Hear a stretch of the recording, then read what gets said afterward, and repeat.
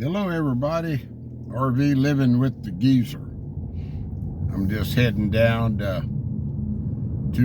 Hazel to run a couple of errands. So it's Tuesday morning, and let's see, well, it's not morning anymore, it's 12:30 in the afternoon. It's partly cloudy, as you can see, and 75 degrees. Pretty good weather for the beginning of first week of January. Yeah, I wonder how long this is going to hold up. I think we're supposed to get a little cooler weather here in a few days, but they're not predicting anything too bad. January and February are the coldest months here, so I'm sure we'll get some cold stuff before those 2 months are over. Let's see, what's that? Something closed.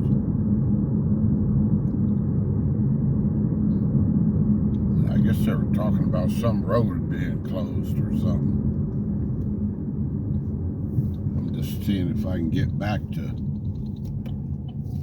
730 that goes to Hazel. You cut through a little place up here called Calgeezer. See if we can spot any livestock today from my buddy Carl. He likes it when I spot livestock. He's Taco the Duck's main fan. Yeah, I woke up in the middle of the night and I was thinking about something to talk about. Content's a little short, but I said, I haven't talked too much about when I was growing up and the donkeys that we had out there on that ranch that my uncle owned. It was, I've told you all it was a school of philosophy, and when the parents came into the place, my uncle figured that the kids needed something to do. So my dad had a history from his youth of donkeys. So my dad talked him into getting some donkeys to ride. So I sort of inherited the job of, my uncle called me the donkey master. So my friend Manuel Delgado and I would go down and we had 6 of them. We had about 10 of them all together, and we had 6 of them that were pretty rideable. They were actually that way when my dad went out and found them, and bought them, and so we would just trying to make up my mind which fork in the road to take there. Let's see, this should be okay. This way is quicker. Yeah, we had 6 of them, and I, believe it or not, at like 4 o'clock this morning, I woke up thinking about this, and I actually remembered the 6 donkeys' names. There was Bucky. He was sort of the leader of the pack. He was sort of a smaller donkey. These are good-sized donkeys. These aren't the little burros that you picture. Like these donkeys were big enough to 2 teenagers could ride one donkey, because we did it many times. They were big, strong donkeys. Bucky was the smallest one of the bunch. We didn't really put 2 people on him, but he was actually the best riding donkey. And there was Bucky, and usually my other Delgado brother that helped us, Bob, he liked to ride Bucky. But Bucky, Red,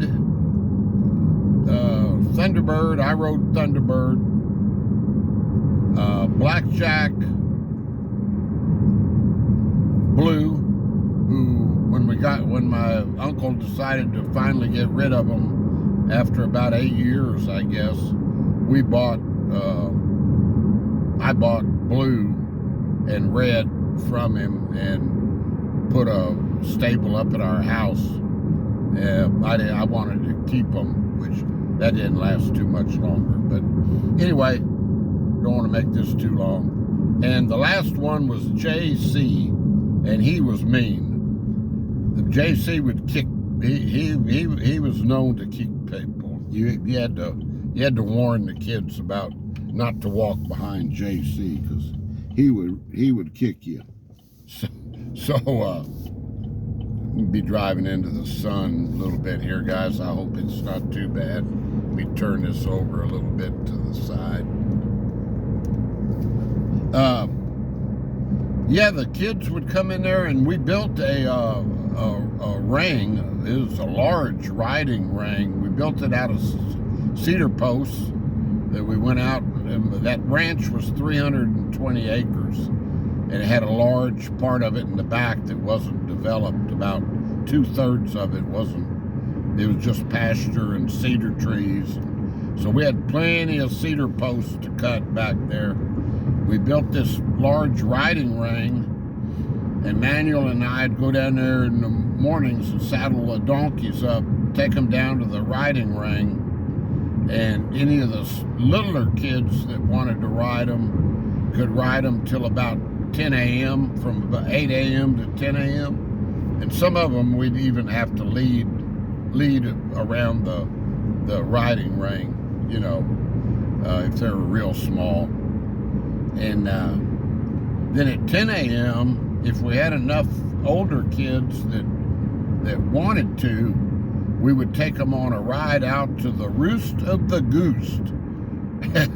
And that was a really cool tree house that my uncle had built way up in a huge oak tree. I mean, this thing was like, it was 30 feet off the ground.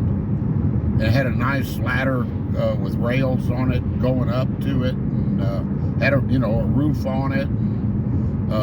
And so we would ride. We had trails that would go out to it. You could actually drive a old pickup or whatever. They were just old pasture roads. But like say, if we had enough older kids, we would take a ride out there, and that would usually take about 2 hours to go out there and come back. So and we were getting paid. I think the grand total, I think back then, around that time, Manuel and I were making like 90 cents an hour, something like that. We'd do that in the mornings, and then lifeguard at the swimming pool in the afternoons and at night. And I mean, this went on from the time we were probably 14. Manuel was a year older than me. He's passed away now. He would have been 50. The time I was about 14 till the time, I guess, we got the donkeys when I was about 10. We may have started a little earlier, maybe from the time I was about 13 to the time I got out of high school at 18. So yeah, I think my uncle, I called him Papa. I think he had them about 6 years, 7 years, something like that.